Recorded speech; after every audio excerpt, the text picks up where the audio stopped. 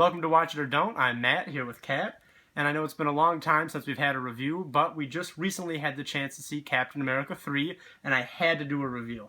So we saw it 3 weeks before it comes out? Yeah, so far in advance. This review won't have any spoilers, but if you're one of those crazy people that want to know everything, we will have a spoiler video, so be sure to click that link in the description. So this movie was absolutely amazing. The reviews so far on Rotten Tomatoes are very high and stuff like that. And we went in with an open mind. We know it can't be perfect. And we're a little let down still from Batman vs. Superman. And, you know, I deep down have always been a DC fan, so I've always wanted that to be great, but Marvel has just been killing it. And I have to tell you, they've been killing it. They've continued. Yes. They've continued. And this is the third Captain America movie. 13th in the MCU. Right. I believe, and this is the movie where they pretty much all come together. Everybody except for Hulk and Thor, which isn't really a spoiler. If you didn't know that, I'm really sorry. They've been kind of clear about that. But we do have two new people, which is Black Panther and Spider-Man, right, which are fantastic in the movie. Also, you could say Ant-Man as well, but most people saw Ant-Man. Just new to the fight. This group. Right. And he fits perfectly. Honestly, it's really hard to find something that is bad about this movie. Right. I think if you're a hardcore comic fan, you're going to have problems with it. Like, if you're really steeped in the rich history of Marvel, you'll be really nitpicky. But if you're just the random person going into it, you're going to have a great time. Right. All the characters had a perfect amount of screen time. Yes. Perfect amount of fight scene time. Perfect amount of background information, right. I guess. No boring origin stories. Right. People were complaining, oh, it's so long. I thought the pacing was perfect. There was no lull, like, oh, we're just waiting for the battle. It's been 2 hours. No, if anything, you're going to leave wanting more. And I mean that. It was amazing. I've been calling it the Godfather of superhero movies, and not just because it's long like that, but it's perfectly paced, and the action is fantastic. Right. I know I've said that a million times, but I can't say more about it.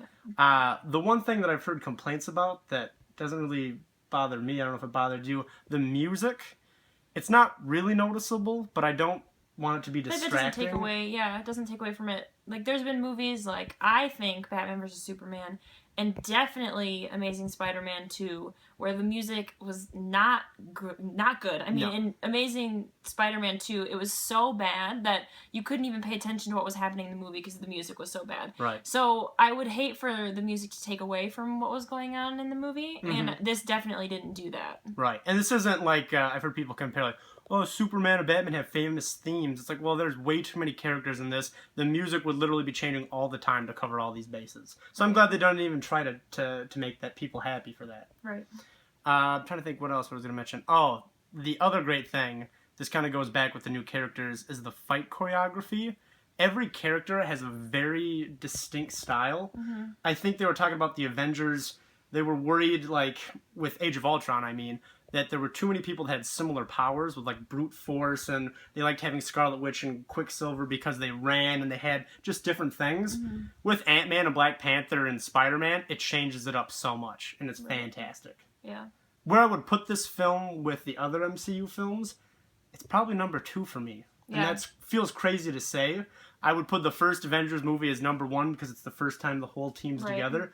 This is number 2 because it's like they're coming back together, and it's just amazing. It really is. I honestly think that if it wasn't for the fact that you put Avengers as the number 1 because it's the first time they're all together, I mean, this is just as good, if not better, because it brings more people into it. And I love Ant-Man. I love Paul Rudd. Well, and I don't want to hurt, my number 2 film prior to this was Guardians of the Galaxy.